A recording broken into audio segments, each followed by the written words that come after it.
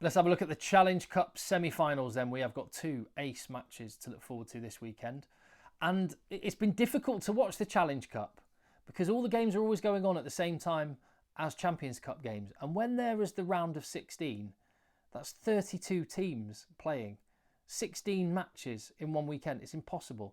Even 8 matches to watch during the quarter-final weekend is getting... It's borderline, isn't it? You're going to get in trouble with your other half watching all those games. But this weekend, 4 matches, I can do every single minute of every single one of those as I intend to. I'm very much looking forward to these Challenge Cup semi-finals. Join me now in having a look at the 2 matchups. Tell me your thoughts in the comments down below. Give the video a thumbs up to help spread the word. And it is a really, really exciting match to look forward to at the Stoop in Twickenham. Home of Harlequins and Andre Esterhazen. Andre Esterhazen, his home will be back in Durban next season. Of course, this is the nature of this competition, and one of the oddities of South African teams being involved, they're not allowed to host semi-finals if they get there and are top seeds. They're not allowed to host semi-finals in South Africa, which I guess it is what it is. This is the first South African team that has reached this stage, so the game is happening, like I say, in West London, where, to be fair, it's a city that there's quite a few South Africans living in, so I'm fully expecting that they're going to turn out and support the Sharks in great number, make for a brilliant atmosphere. And the Sharks, well, do you know what? The one thing on the line, it's worth pointing this out, because for both of these teams, this is very, very relevant. This is the route, if you are Clermont, the Sharks, and also Gloucester, who I'll come on to, this is your potential route to the Champions Cup next season, because in the case of the Sharks, they're not getting there through their URC league position. They're floundering in the URC. They've only won 4 games in that competition all season, which tells a pretty bleak tale. However, when you actually look at the form recently, it's good.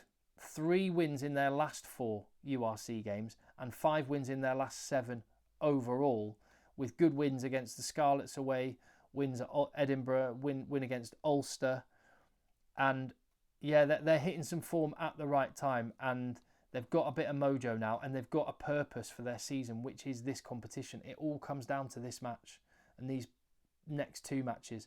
They're the first South African team to get to this stage, so could they be the first South African team to win one of these traditionally European trophies? That is the carrot that is dangling for them. And personnel-wise, they have got people that are used to winning things.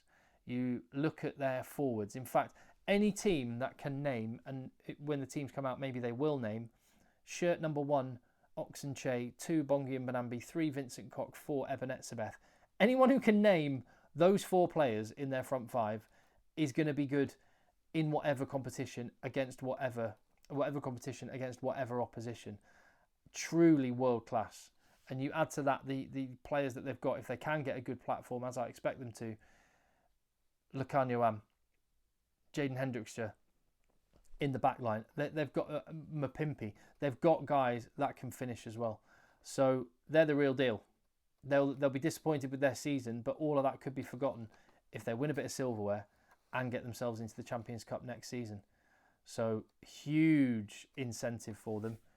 Not in front of their own fans, but hopefully in front of a lot of their fans who aren't normally able to watch them in Durban. It could make for a great occasion. Clermont Auvergne are their opponents. Now, they've won this tournament 3 times. They're coming into it in good form as well. They just beat the top of the table in the top 14, Stade Francais, 41-18. They were very impressive in that match. I will point out, however, they're not very good on the road. They haven't won a game away from the Stade Marcel Michelin in Clermont. They haven't won since January any match away from home. But look at the team sheet.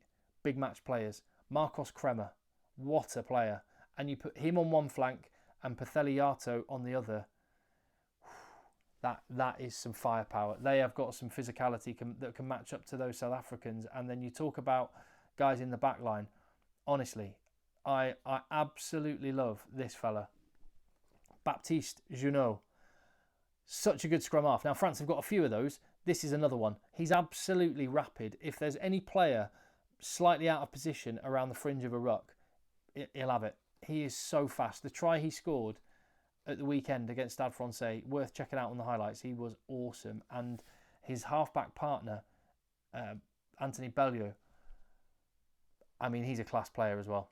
He's been around. He was at Toulon for a while. He looked like he was going to get into the French national team. He's had to sit and watch Untermack and Jalabert overtake him.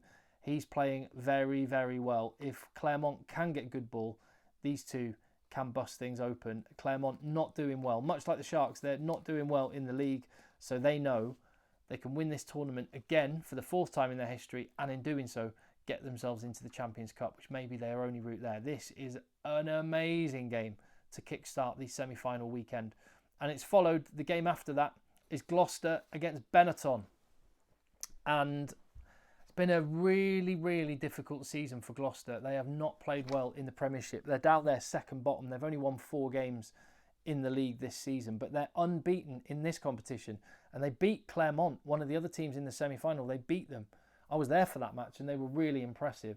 I mean, I think Clermont deserved to lose just because that kit is disgusting, frankly. But Gloucester were really good that night, and a big part of that was the home crowd.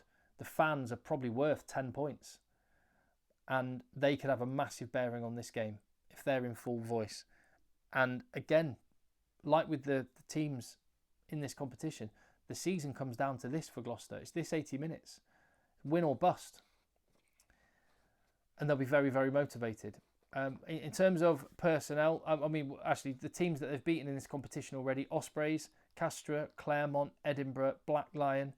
Can they add a team to Italy to that list? Zach Mercer, I've already just showed a picture of him. He's going to have a massive game. Santi Carreras is their other box office name. He's not going to be available. That's a hammer blow, especially as there are other injuries in the team to guys like Lloyd Evans that mean they're not going to have anyone, I don't think, who's an out-and-out fullback playing at fullback, which could be influential. But like I say, how much can that crowd be worth? They're going to need to do their job because they're up against Benetton. Zach Mercer is going to have a massive game. They're up against Benetton, who, like, people talk about Leinster being the Ireland team wearing blue. Benetton are almost the Italian team wearing green. There's so many Italian internationals in this side. In this competition, they've beaten Connacht and Montpellier and Newcastle and Perpignan.